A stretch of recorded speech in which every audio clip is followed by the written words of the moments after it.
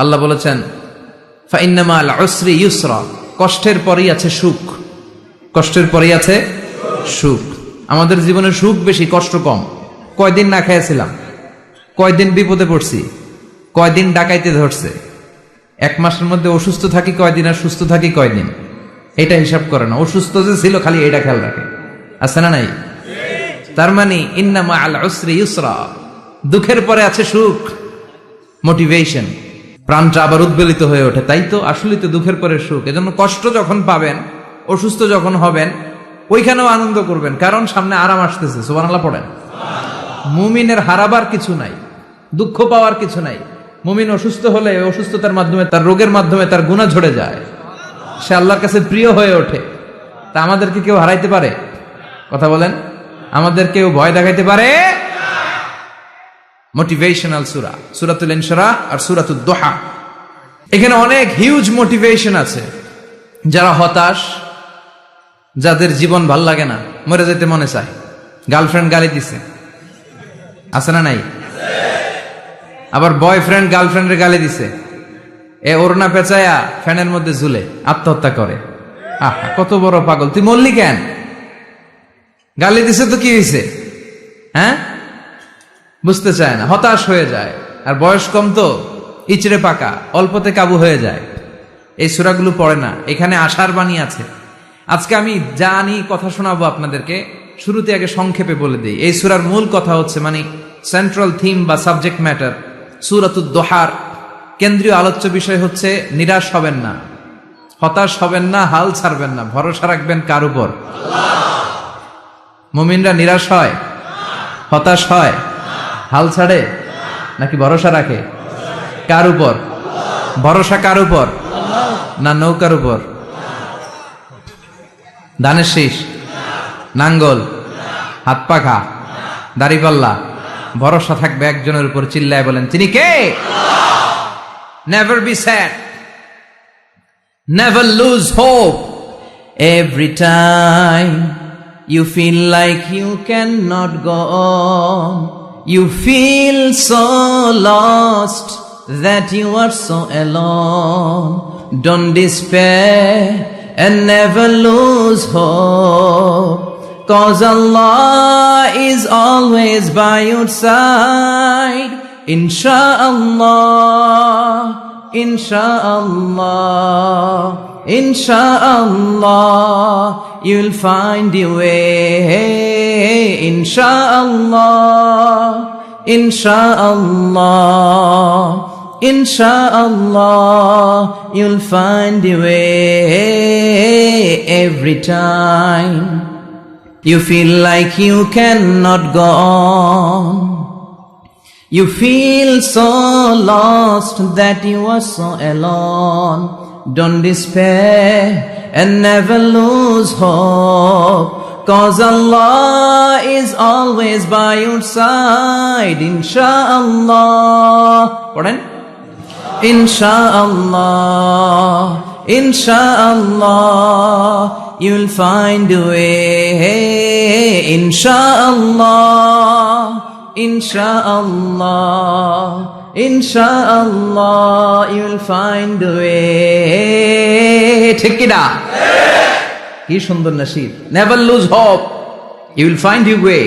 তুমি তোমার পথ খুঁজে পাবে। আমাদেরকে পথ দেখায় কে? আল্লাহ। এজন্য সূরাতুদ দুহার কেন্দ্রীয় আলোচ্য বিষয় হচ্ছে হতাশ হওয়া যাবে না, নিরাশ হওয়া যাবে না, হাল ছাড়া যাবে না। ভরসা রাখতে হবে একজনের উপরে। চিৎকার করে বলেন, তিনি কে? আল্লাহ। হতাশ যারা, ফ্রাস্ট্রেটেড, আপসেট পিপল, তাদের জন্য, হতাশ ব্যক্তিদের জন্য এই সূরাটা একটা আলোকবর্তিকা, একটা আলোর মশাল। এই সূরাটা পড়লেই হতাশ ব্যক্তিরা মনে শান্তি পায়, আশা ফিরে পায়, দিক ফিরে পায়। ঠিক কিনা? এই সূরাটা নাজিল হওয়ার একটা ব্যাকগ্রাউন্ড আছে, শুনবেন। বিষ্ণু ঈসা ইসলামের কাছে যখন ওহী নাজিল হতে শুরু করলো, বিষ্ণু ঈসা ইসলাম ওহীর কথাগুলো পৌঁছে দিতে লাগলেন। যাই নাজিল হতো বিষ্ণুনবী পৌঁছে দিতেন। বিশ্বনবী সাহাবাদের কাছে শেয়ার করে দিতেন। যেটাই নাজিল হতো তিনি পৌঁছে দিতেন, যেটাই। কারণ আল্লাহর আদেশ, ইয়া আইয়ুহার রাসূল বাল্লিগ মা উনজিলা ইলাইক, ও নবী, আপনার কাছে আমি ওহী থেকে যা নাজিল করি সব পৌঁছে দেন, একটাও গোপন করা যাবে। আল্লাহর কাছ থেকে বিশ্বনবী যে সমস্ত মেসেজ, ইনফরমেশন, তথ্য, রেভেলেশন, ওহী পেয়েছে, একটাও কি বিশ্বনবী গোপন করেছে? সব প্রকাশ করে গিয়েছে, সব শেয়ার করে গিয়েছে।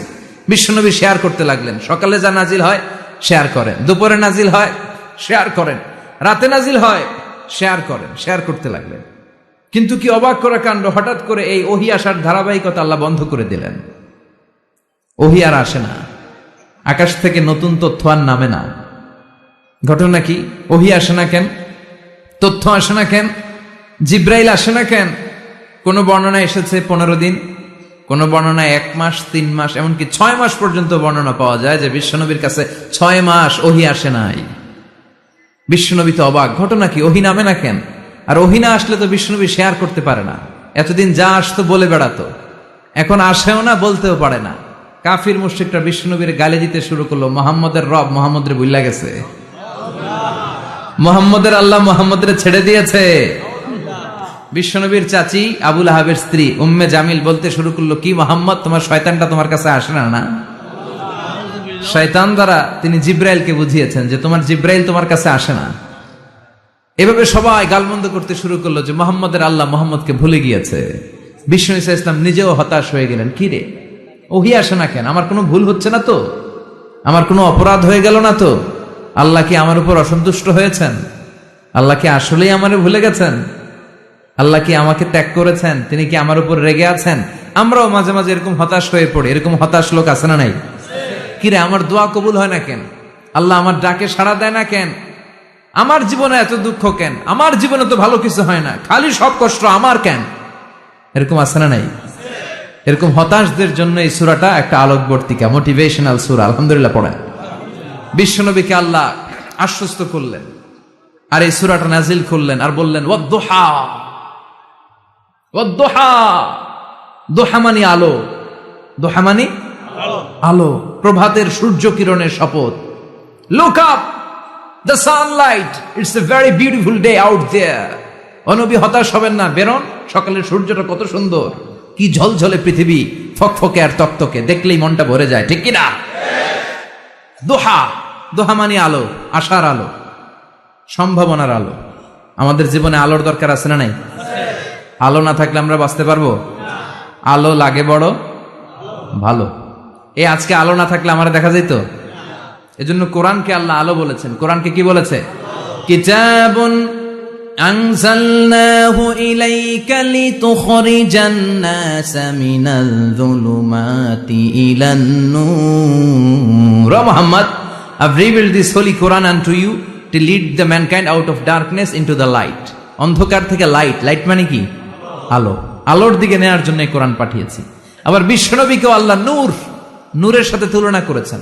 আবার বিশ্বনবী আল্লাহর কাছে নূর চাইতেন, বলতেন, আল্লাহ আমার ডানে আলো দাও, আমার বায়ে আলো দাও, আমার সামনে আলো দাও, পিছনে আলো দাও, উপরে আলো দাও, নিচে আলো দাও, আমার দেহে আলো দাও, আমার মাংসপেশির ভিতরে আলো দাও, আমার হাড্ডির ভিতরে আলো দাও, আমার জন্য তুমি আলো দাও। পড়েন আমিন।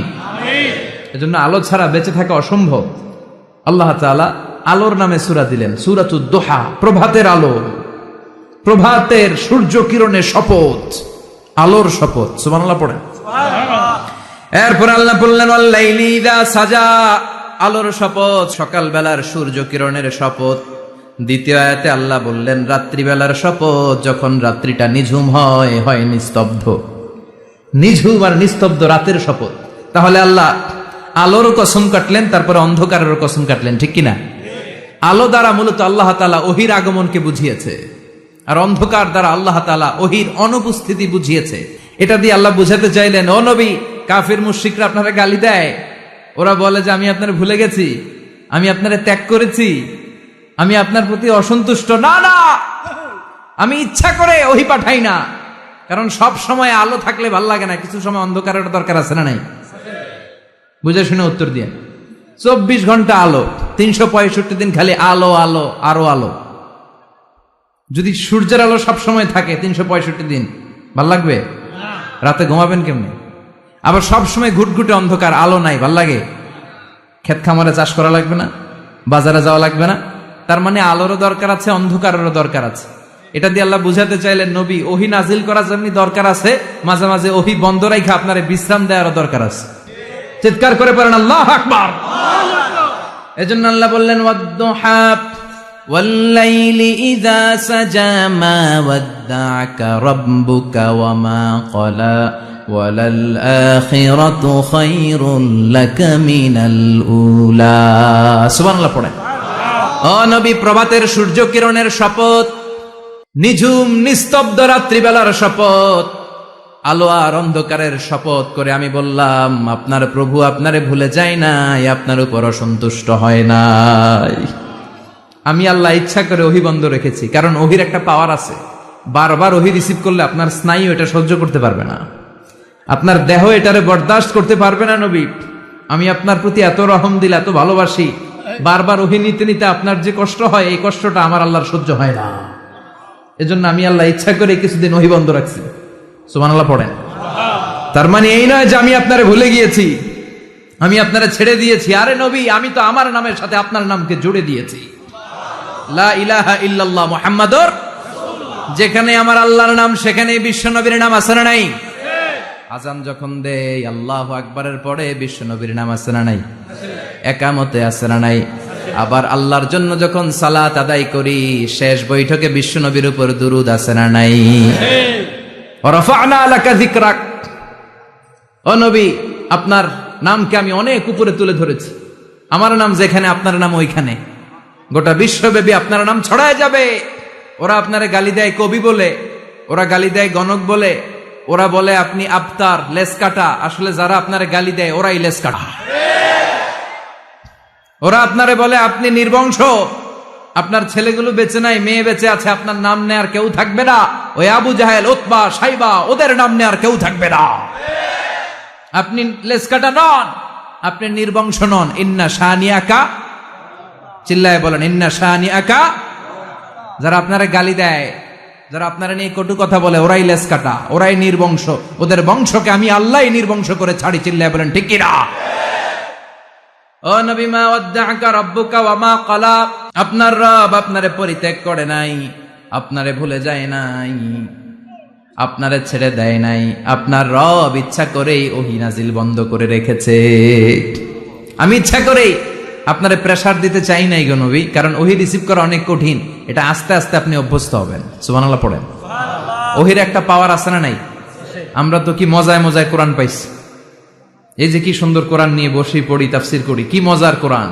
আহা, এই কোরআনটা রিসিভ করতে যে বিশ্বনবীর কত কষ্ট হয়েছে। এই কোরআনকে আল্লাহ বলেছেন এটা কাউলান সাকিলা, very heavy and weighty word. এটা অনেক ওজনওয়ালা কথা। ইন্না সানুলকি আলাইকা কাউলান, এটার অনেক ওজন। এই কোরআনটা যদি পাহাড়ের উপরে নাজিল করা হতো, পাহাড়গুলো দুমড়ে মুচড়ে ভেঙে টুকরো টুকরো হয়ে খান খান হয়ে যেত। ঠিক কিনা? এত কঠিন বানিয়ে এটা। ও নবী, আমি আলোর সাথে ওহীর মিল ঘটিয়েছি, আলো দিয়ে ওহীকে বুঝিয়েছি। সূর্যের যেমনি কিরণ আছে, তেজ আছে, এই ওহীরও একটা তেজ আছে। এই তেজ, এই কিরণ আপনি সব সময় সহ্য করতে পারবেন না। এজন্য আমি ইচ্ছা করে কিছুদিন ওহী নাজিল করা বন্ধ করে রেখেছি। সুবহানাল্লাহ পড়েন। ইচ্ছে করে আমি নাজিল করি নাই। সব সময় নাজিল হলে আপনার ভাল লাগতো না। বুখারীর বর্ণনা, মা আয়েশা বলতেন শীতের রাতে, কনকনে মাঘ মাসের শীতের রাতে যখন বিশ্বনবীর উপর কোরআনের আয়াত নাজিল হতো, বিশ্বনবী ঘেমে ঘেমে একাকার হয়ে যেতেন। হাত্তা লা ইয়াতাফাসসাদু জাবিনুহু আরাকান, বিশ্বনবীর দাড়ি আর থুতনি বেয়ে ঝরঝর করে পানি পড়তো। আমরা কম্বল গায়ে দিয়ে থাকি আর বিশ্বনবী ঘামে। সুবহানাল্লাহ কইবেন না?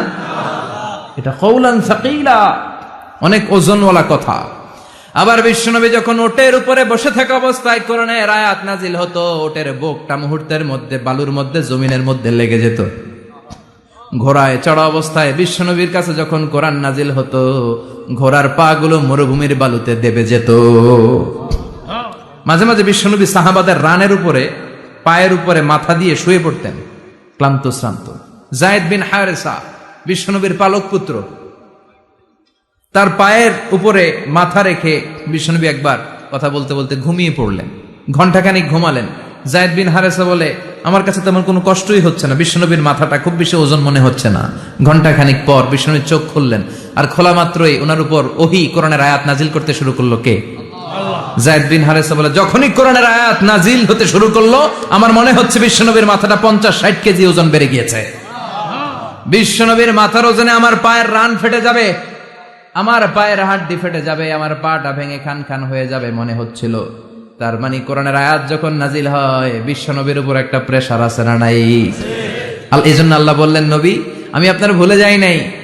কাফেররা যেমনি আপনারে গালি দেয় যে আমি আপনার ভুলে গিয়েছি, আপনার উপর আমি অসন্তুষ্ট, নেভার, অসম্ভব। আমি আপনার উপর কখনো অসন্তুষ্ট নই, বরং আমি ইচ্ছা করি আপনার উপর থেকে প্রেসার কমিয়ে দেওয়ার জন্য কয়েকদিন ইচ্ছা করে আপনারে ছুটিতে রাখছি। সুবহানাল্লাহ পড়েন, যাতে করে আবার এনার্জি গায়ে নেওয়ার পরে নতুন করে কোরআনের আয়াত রিসিভ করার জন্য আপনি সক্ষম হন। চিল্লায় পড়তে হবে আল্লাহু আকবার।